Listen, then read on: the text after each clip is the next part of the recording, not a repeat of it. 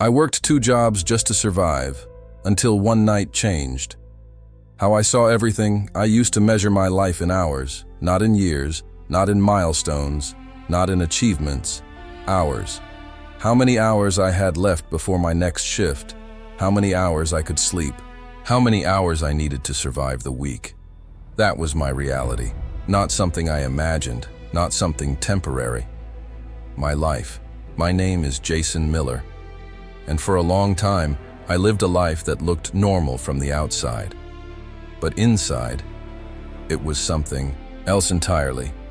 I worked 2 jobs, not to get ahead, not to build something, just to stay afloat. That's the part people don't talk about. There's a difference between working hard to grow and working hard just to not fall behind. I was stuck in the second one. My morning started at 5:10 a.m., not 5 high, not 5:15, 5:10, because I had calculated exactly how long I could stay in bed without being late. Alarm, snooze. Alarm again, sit up, no time to think, no time to feel, just move. By 5:45, I was already out the door. First job. Warehouse loading, unloading, lifting, stacking. The kind of work that doesn't ask how you feel, only how much you can carry. The air always smelled like dust and cardboard. The noise never stopped. Machines.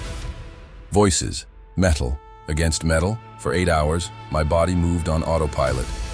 Lift. Walk. Drop. Repeat. Breaks felt short. Time felt long. And energy always low. At 2:30 p.m., most people were heading home. I was just getting started. I drove across town, a quick stop at a gas station, cheap coffee, sometimes a sandwich, sometimes nothing. Then straight to my second job. Restaurant, different environment, same. Exhaustion. Now it wasn't boxes, it was people. Orders. Noise. Pressure. Smiles that weren't real. How's everything tonight? Can I get you anything else? Thank you. Have a great evening. The words came out automatically, like a script I had memorized. And the truth? Most nights, I couldn't even remember half the conversations I had because my mind wasn't there. It was just trying to keep up. By the time my shift ended, it was close to midnight, sometimes later. Drive home, silent. No music, no energy for it. Just the sound of the road and my own breathing. I lived in a small apartment. Nothing special, nothing terrible, just enough. I would walk in, drop my keys, sit on the edge of the bed, and sometimes stay there for minutes without moving. Too tired to even take off my shoes. Too tired to think about tomorrow, because tomorrow would be the same. And the day after. That, and the day after that. That's the part that really gets to you. Not the work, not even the exhaustion. It's the repetition, the feeling that nothing is changing, that no matter how much effort you put in, you're standing still. People would say things like, "You're grinding, man, respect. You're doing what it takes. You'll get there." But no one could tell me where there was, because from where I stood, there was just more of the same. I didn't feel like I was building a life. I felt like I was maintaining one. Barely. Bills came every month. Rent, utilities, gas, food. Everything calculated, everything tight. There was no space for mistakes, no space for emergencies, no space to breathe. And that pressure, it doesn't just stay in your bank account. It follows you everywhere, into your thoughts, into your sleep, into the way you see yourself. I started noticing something about myself during that time. I stopped dreaming, not completely, but enough. The ideas I used to have, the things I once thought about building, they became quieter, less important, because survival took priority. And when survival becomes your main focus, everything else fades. Friends, I stopped seeing them. Not intentionally, I just didn't have time. Family, I called less. Not because I didn't care, because I didn't have the energy to explain how I was really doing. How are things? I'm good. Always the same answer. Because saying anything else felt too heavy. And honestly, I wasn't even sure how to explain it. How do you tell someone you're tired in a way they understand? Not just physically, but mentally, emotionally. Deep tired, the kind that doesn't go away with sleep. It builds slowly, quietly, until one day, it catches up with you. For me, that day came on a Thursday. Nothing special about it. No warning, no big event. Just a normal day, which is what made it so powerful. The warehouse had been busier than usual. More shipments, more pressure. I was already exhausted before my second shift even started. At the restaurant, things got chaotic fast. Full tables, long waits, people impatient, kitchen behind, orders mixed up. The kind of night where everything feels like it's moving too fast. I was carrying a tray, heavy, too many plates, trying to keep up, trying not to fall behind. And then it happened. Not something big, not something dramatic, just a small mistake. But it was enough. I dropped the tray. Plates shattered on the floor. Food everywhere. The sound cut through the entire room. People turned. Silence for a second. Then noise again. But different. I stood there, looking down, heart racing, breathing heavy, and in that moment, something inside me broke. Not anger, not embarrassment, something deeper. Because it wasn't about the plates. It wasn't about the job. It was everything. All the hours, all the pressure, all the exhaustion, all the effort that never seemed to move. Me forward. It all hit at once. My manager came over. Jason, you need to be more careful. His voice wasn't harsh, but it didn't matter because I wasn't hearing him anymore. I was hearing something else, a question, clear, loud, impossible to ignore. Is this really your life?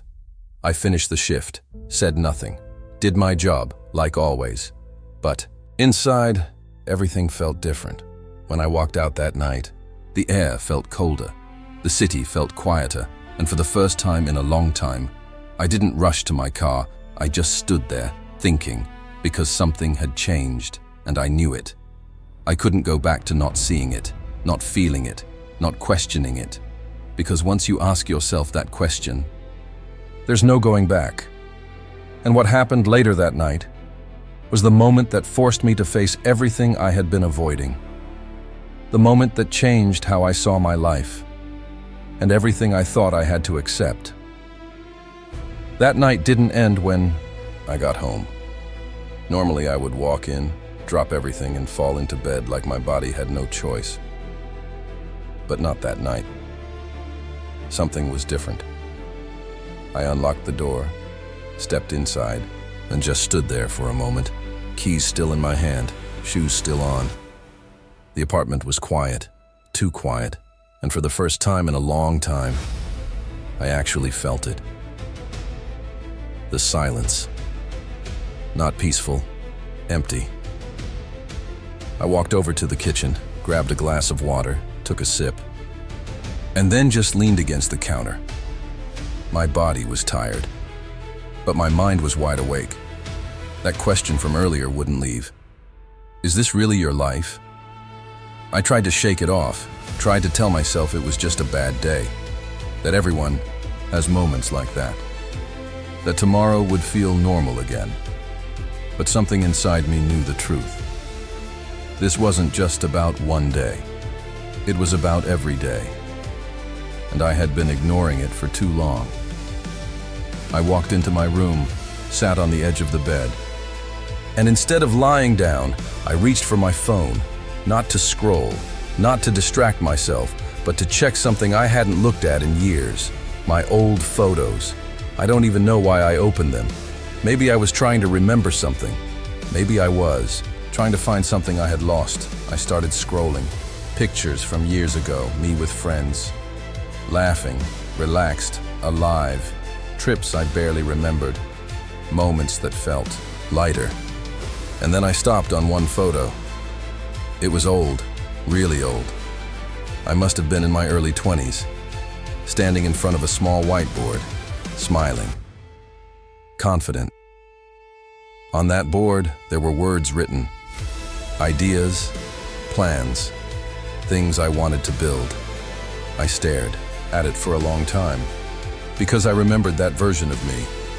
He had energy, vision, belief. He wasn't thinking about survival. He was thinking about creating something, becoming something, and somewhere along the way, I lost him, or maybe I just stopped listening to him. I locked my phone, put it down, and sat there in silence. Because now it wasn't just a question anymore. It was a realization. I didn't end up here by accident. I got here slowly, by choosing.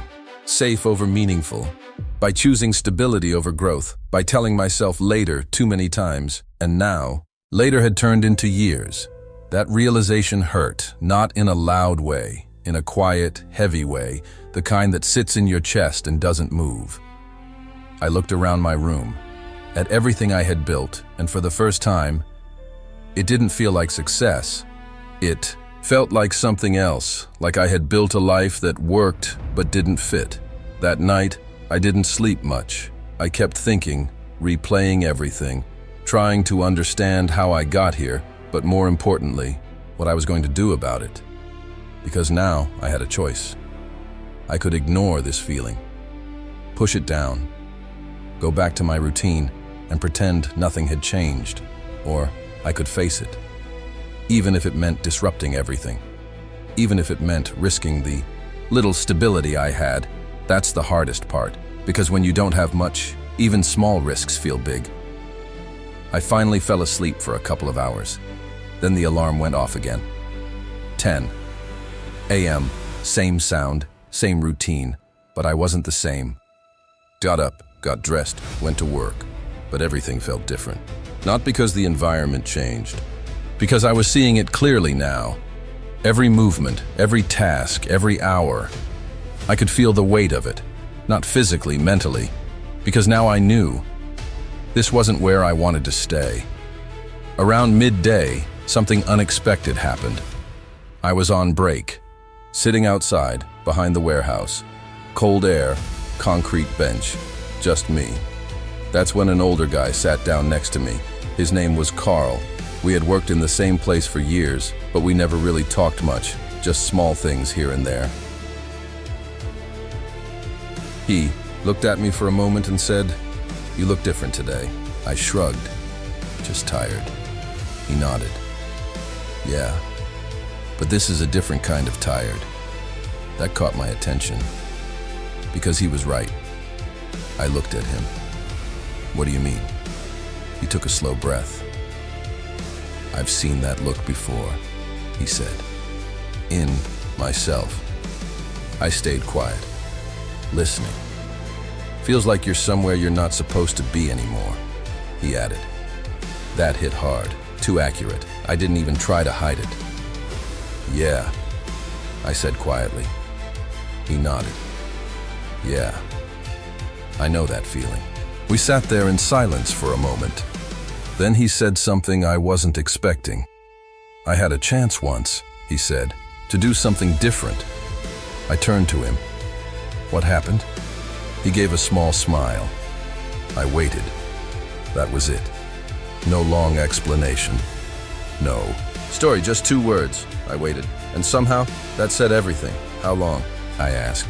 He looked out at the parking lot, long enough to realize it wasn't coming back. That sentence stayed in the air, heavy, real, because I understood exactly what he meant. Some chances don't stay open forever.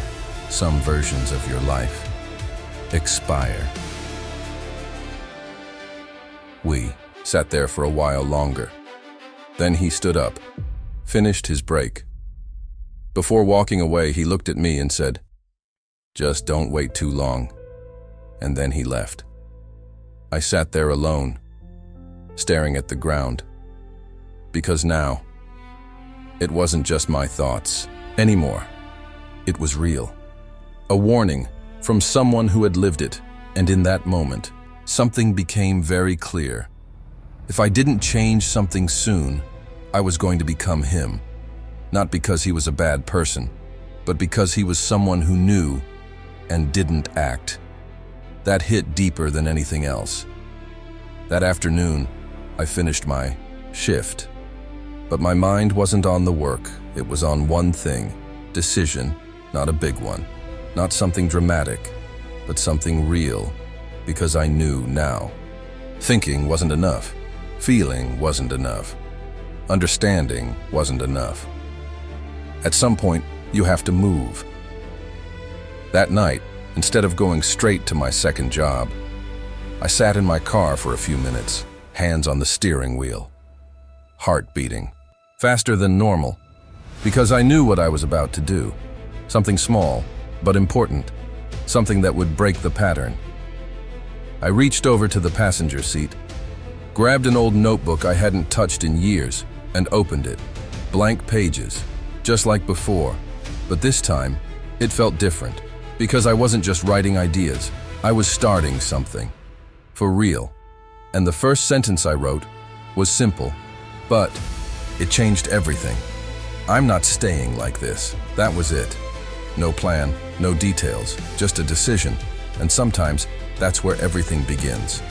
After I wrote that sentence, nothing magical happened. No sudden clarity, no perfect plan, no feeling of everything is going to work out. What I felt was uncertainty and fear, because now it was real. Not just thoughts, not just frustration. I had crossed a line, a quiet one, but a real one. I'm not staying like this. That meant something. It meant change, and change always comes with a cost.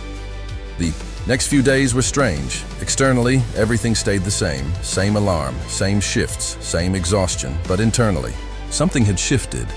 I wasn't moving on autopilot anymore. I was aware, and awareness makes everything feel heavier before it gets better. At the warehouse, every box I lifted felt like a reminder. This is not where you want to stay. At the restaurant, every forced smile felt different.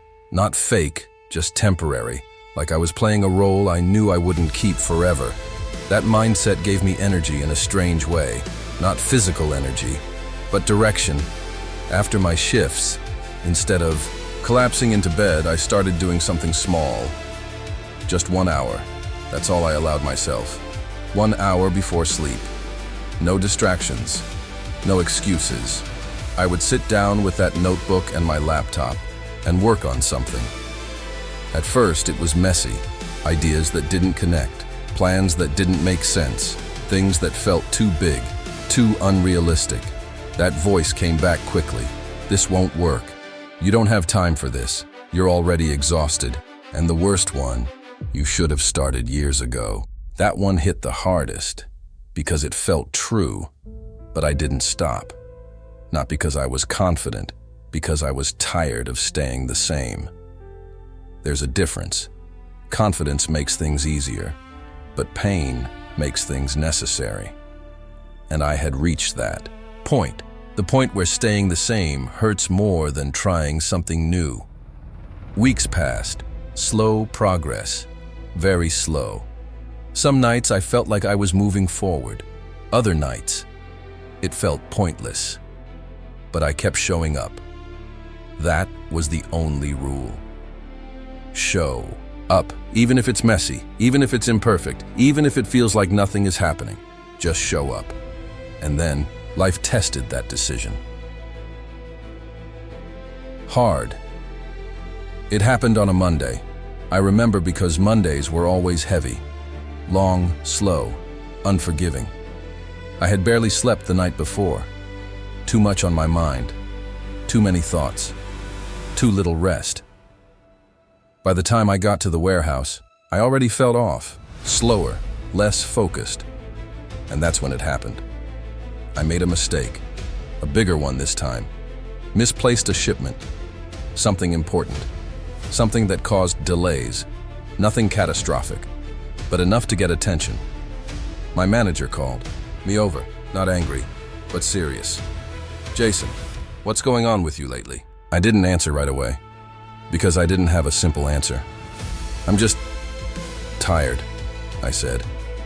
He looked at me carefully, more than usual. I stayed quiet, because he wasn't wrong. "You've been off for a while now," he continued. "This isn't like you." That sentence stuck with me. This isn't like you. Because he was right. This wasn't the version of me he knew. The reliable one, the consistent one, the one who never slipped. And for the first time, I didn't feel proud of that version anymore. "I need you focused," he said. "This job depends on it." There it was again. That same pressure. That same expectation. But this time, it felt different. Because I wasn't fully there anymore. Not mentally. Not emotionally. I nodded. I understand. And I did. But something inside me had already started pulling away. That shift created tension inside me. Because now I was living between two worlds, the life I had and the life I was trying to build, and trying to balance both was exhausting. More exhausting than anything I had done before. Because now it wasn't just physical effort, it was mental, emotional, constant. That same week, something else happened. Something I wasn't ready for. My hours at the restaurant got cut. Not completely, but enough to hurt. "Business is slow," my manager said. "We have to adjust." That's all it took. Just a small change. But in my situation, small changes have big consequences. Less hours meant less money. Less money meant more pressure. More pressure meant more doubt. That voice came back louder than ever. "This is what happens when you try to change things. You're messing up what you already had. Go back to normal before it gets worse." I felt it, the pull to retreat, to go back to safety, to stop everything I had started. Because now, there was risk. Real risk. Not just in my head, in my life. I sat in my apartment that night staring at my numbers. Bills, rent, expenses. Everything tight, everything calculated. And now, less income. That's when the thought came again. Stronger than before. "Maybe this isn't the right time. Maybe you should wait." And for a moment, I almost believed it, because it sounded logical, responsible, safe. But then something else came. A memory, that photo from years ago, that version of me with ideas, energy, belief. And right behind it, Carl's voice. I waited. That was enough. Leaned back in my chair, closed my eyes, took a deep breath, and said something out loud. Quiet, but clear. "If not now, when?" There was no answer. Because there isn't one. There will never be a perfect time. No moment where everything aligns. No situation where the risk disappears. There's only a choice, move or stay, and staying was no longer an option for me. Not after everything I had felt, not after everything I had seen. So I made a decision, not easy, not comfortable, but necessary. I wasn't going to stop, even if things got harder, even if I had to adjust, even if it meant facing consequences. Because I understood something now. This wasn't just about changing my situation. It was about changing who I was becoming. And that matters more than comfort. That matters more than stability. That matters more than fear. But what I didn't know yet was that things were about to get even harder. Because the next phase of this journey was going to push me to a point where I would have to choose again. Not between comfort and growth, but between giving up and becoming someone I never thought I could be. The hardest part wasn't the long hours anymore. It wasn't the exhaustion. It wasn't even the money getting tight. The hardest part was uncertainty. Waking up every day not knowing if everything you were doing would lead somewhere or fall apart completely. That kind of pressure changes you.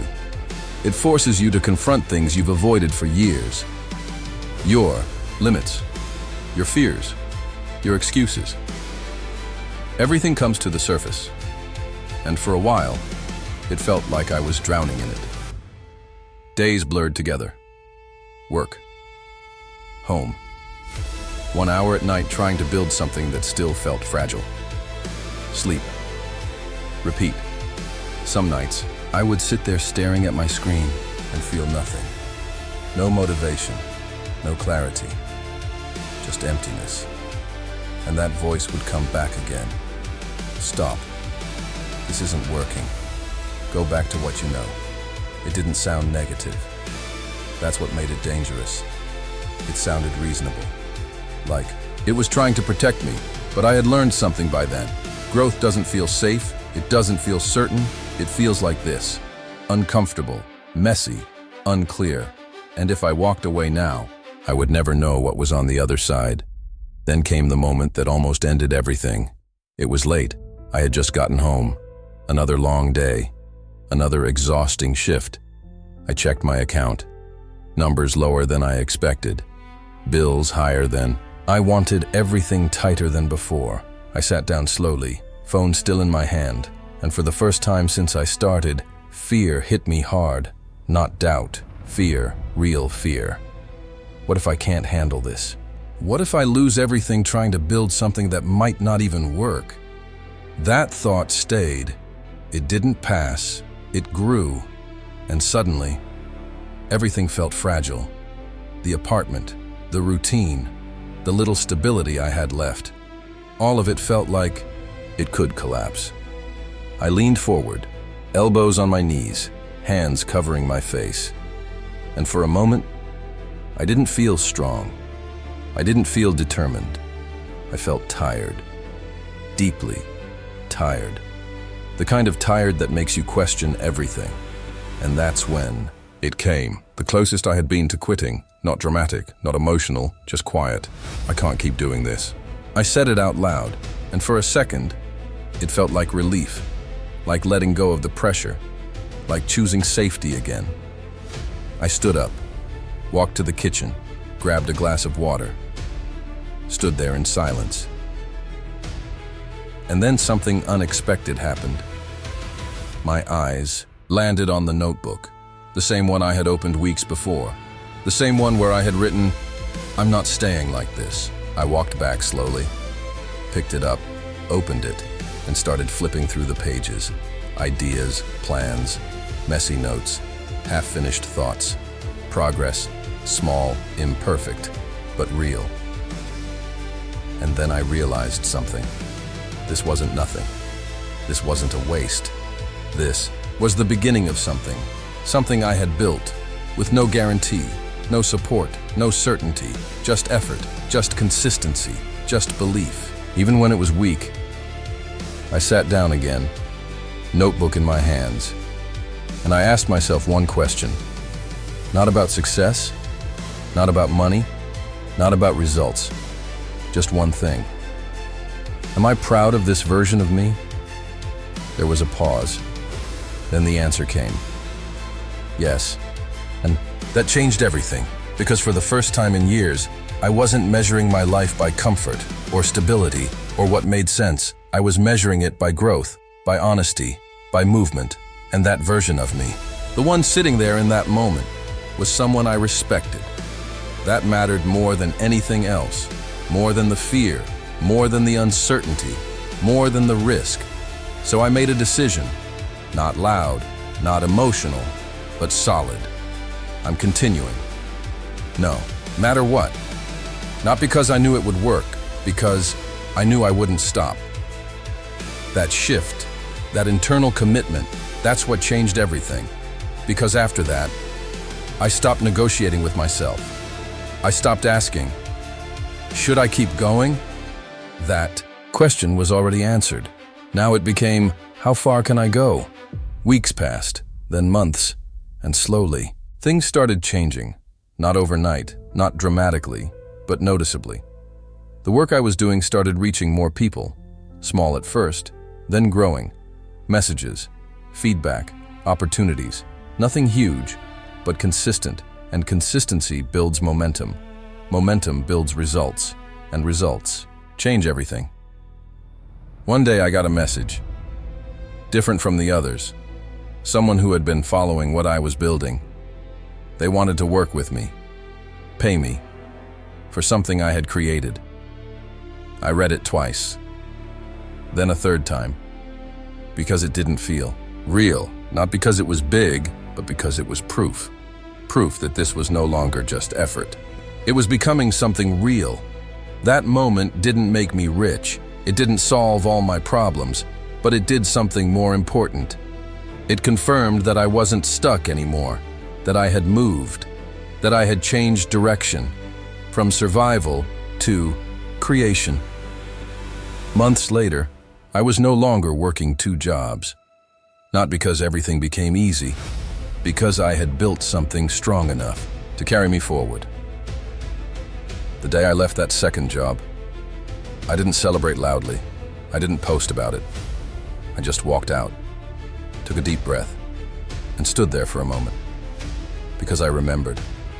Every early morning, every late night, every moment I wanted to quit. Every voice that told me to stop, and I was still there, still standing, still moving. Not because I was special, not because I was lucky, because I didn't stop. That's it. People think the turning point is something big, a moment, an opportunity, a breakthrough. But the truth is, the turning point is the decision to keep going when nothing is working yet. That's where most people stop. That's where most people go back. That's where most people stay stuck. And if there's one thing I learned through all of this, it's this. Working 2 jobs didn't break me. Staying in a life that wasn't mine almost did. And the moment I chose to move, even slowly, even imperfectly, everything started changing. Not immediately, but inevitably. So if you're sitting there right now, feeling stuck, tired, like your life is just repeating itself over and over again, listen carefully. You don't need a perfect plan. You don't need more time. You don't need everything figured out. You need one decision, just one, to stop accepting a life that doesn't feel like yours and start building one that does. Even if it's slow, even if it's messy, even if no one understands. Because one day, you'll look back at this moment and realize this is where everything started.